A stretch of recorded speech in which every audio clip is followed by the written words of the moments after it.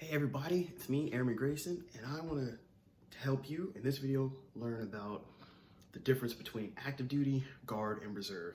Is it possible to serve in the military part-time? Yes, it is, but there's some key things that you're going to want to know about how to go and do that. So first of all, pretty much every single branch of the military, so the Marines, the Coast Guard, the Navy, the Army, and the Air Force, they all have both active duty, that's when you're full-time military, and then there's also the reserve and the guard, okay?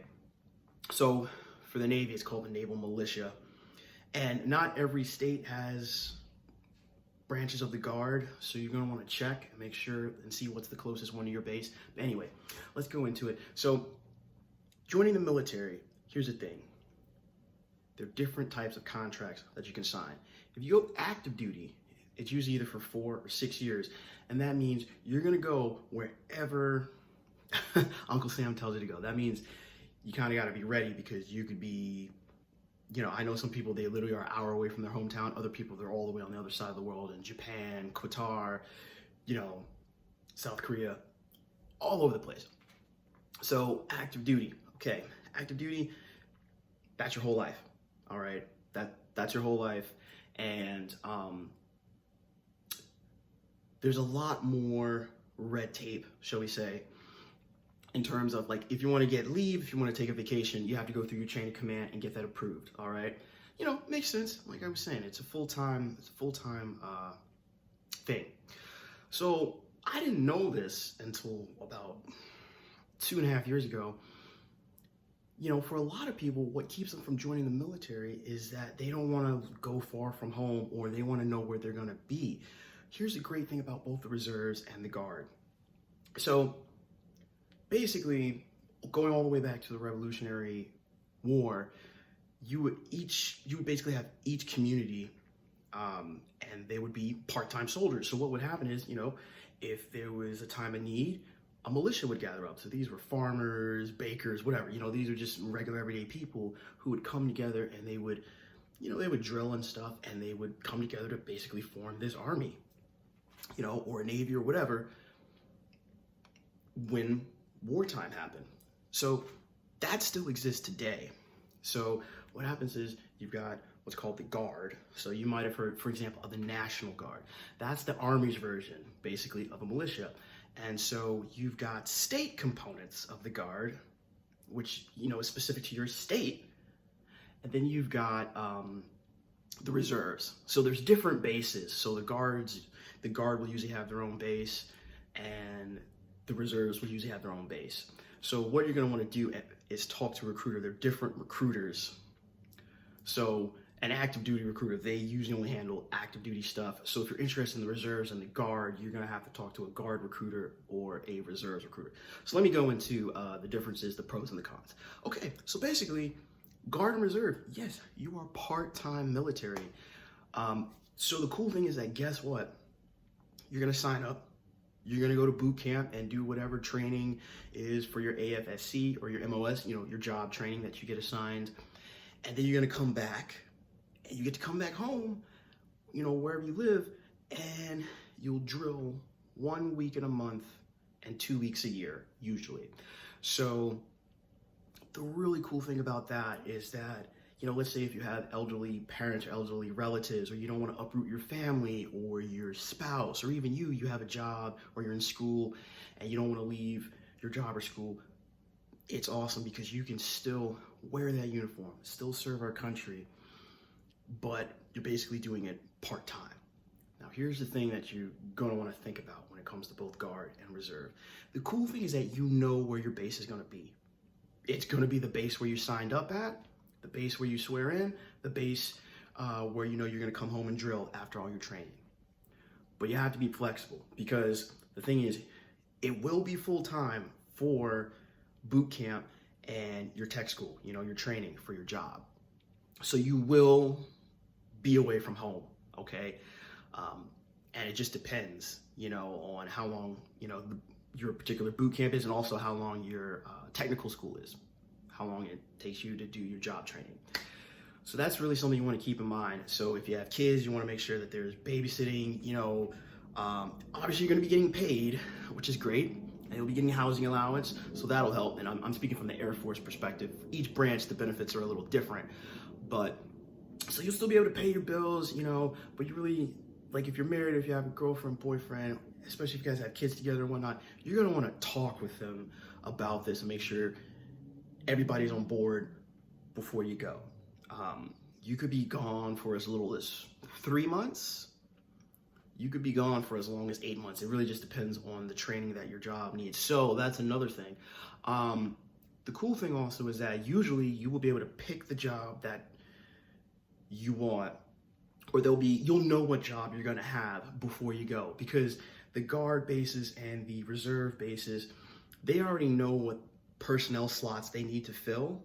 So obviously, they push that out to the recruiter, and the recruiter says, okay, you go through, are you eligible? And then you go to MEPS and everything. And then it's like, okay, here's this job, and that'll be on your contract, which is fantastic.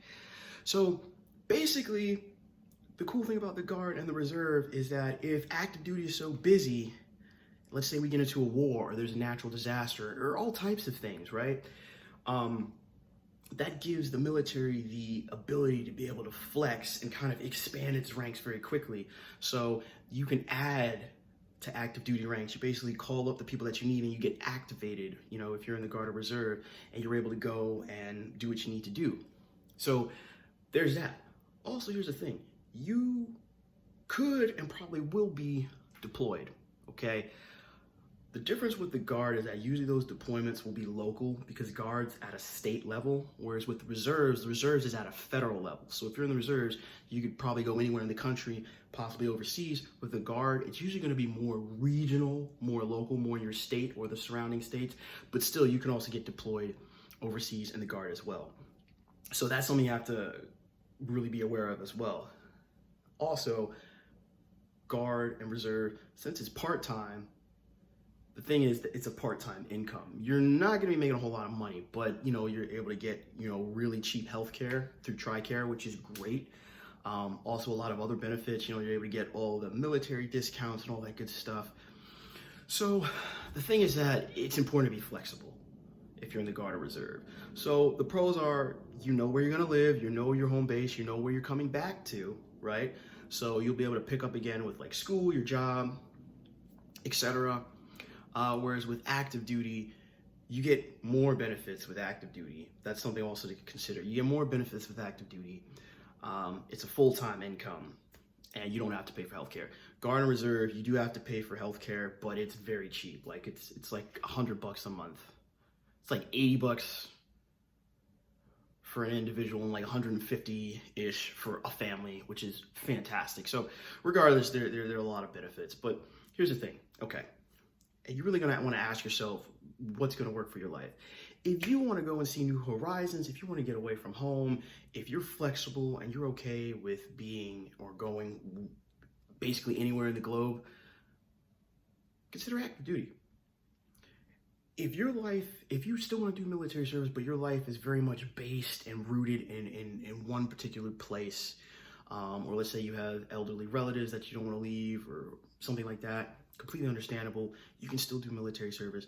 Look at the Guard, look at the Reserve, okay? And obviously you're gonna wanna Google which Guard and Reserve bases are closest to you, and you're gonna wanna contact them because each base usually has a recruiter that you can talk to and work with, and their job is to fill specific slots that particular base needs. So that's something that you're really gonna wanna think about. Also, your current job or your school, they have to be flexible. Now, it's a law, it's a rule. Jobs have to be flexible and accommodate you when you're doing military service. But obviously, what's the law and what people actually follow, some employers, and it might just be the logistics of your job, that they can't just, they can't just necessarily hold a spot open for you, or it'd be hard for them to do that, because you're gonna be gone for 6 months doing boot camp and doing training for your job. They should hold it for you, but, logistics and whatnot. So that's another thing you want to think about. Like we're saying, you will be gone, and you will basically be active while you're at boot camp and while you're doing tech school, okay? And also, do you have access to babysitting or, resources that can help you and your loved ones when you're gone? Because like I was saying, expect and be prepared to be deployed. And sometimes they might call you and within 24 hours, you gotta go. Especially if there's like a weather disaster or, a terrorism attack or all kinds of things, right? Sometimes with Guard and Reserve, you can volunteer to fill those roles, right? Which is great. But other times, you're just going to get voluntold. You're just going to get told. And so remember, it's still a contract. Whether you're active duty, Guard or Reserve, it is still a contract. And there are still certain rules that you have to follow. And when it's time to go, you got to go. It is what it is. So that's something that's very important to think about as well. And like I was saying, active duty, that's a full-time income.